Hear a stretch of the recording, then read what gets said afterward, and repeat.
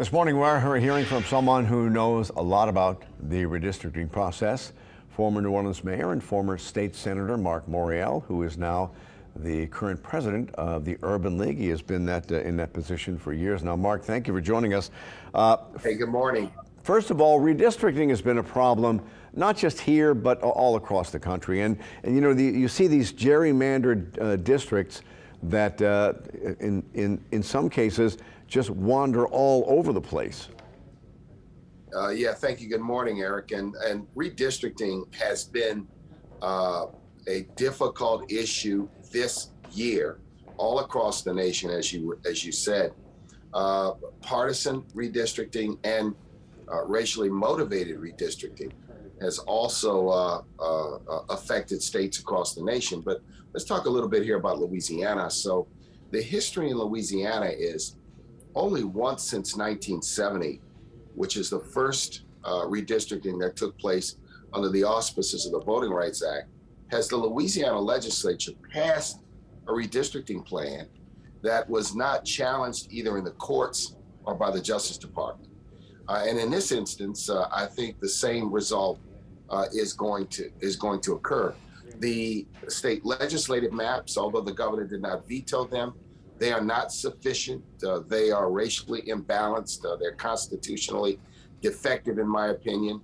I think it's highly likely they're going to be challenged in the courts. The congressional district map, which now the governor has vetoed, the state legislature now has a chance to go back and do the right thing and create a map that more fairly reflects the racial makeup of the state. And I hope the legislature, in fact, does that. Here's the context around this.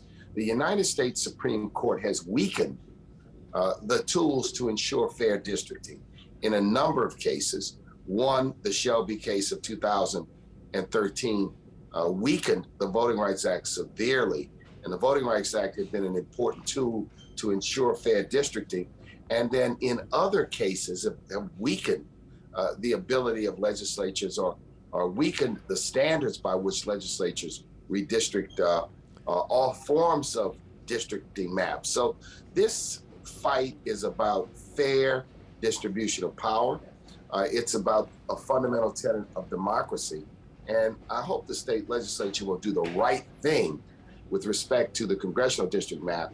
The state legislative district map is likely to be challenged in court because I believe it is defective and unfair and racially imbalanced. Well, you said that you hope that the legislators will go back and reconsider this. How much faith do you have in that? This has become a very red state, and you know, Republicans want to hold on to power. If they make another district where there's a chance for a black candidate to win, it would likely be a Democrat. Here's the thing, Eric, if all it is about whether I can get another seat for my party, that's not democracy. Democracy is also about fairness. Yes, it is a red state, but it is not a 100% red state.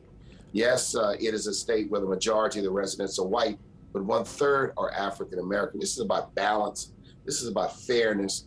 This is about representative democracy. And I think all of this quest for power, when power becomes a quest for absolute power, that's inconsistent with democracy. That's what we see with Vladimir Putin right now, with his unbridled, aggressive, unprovoked attack on Ukraine. And I hope that as people watch what's happening in Europe and watch what's happening in Russia with Ukraine, they will recognize that this is what happens when there's power and then absolute power. It corrupts things, and now people will die unnecessarily. People will be refugees all across the land of Europe. Gas prices will rise in the United States. The United States and the other European nations will be required to spend money to assist Ukraine and also assist the people impacted. So let's understand contextually, right? We are a democracy, and democracy requires fairness and equity, and that's not what we're seeing in Ukraine. So we have a compare and contrast right now in the world. All right, we'll see if it happens here. Mark, thank you very much. We appreciate you Hey, getting up Eric, early good for us. morning. Thank you to everybody. Thank All you. right.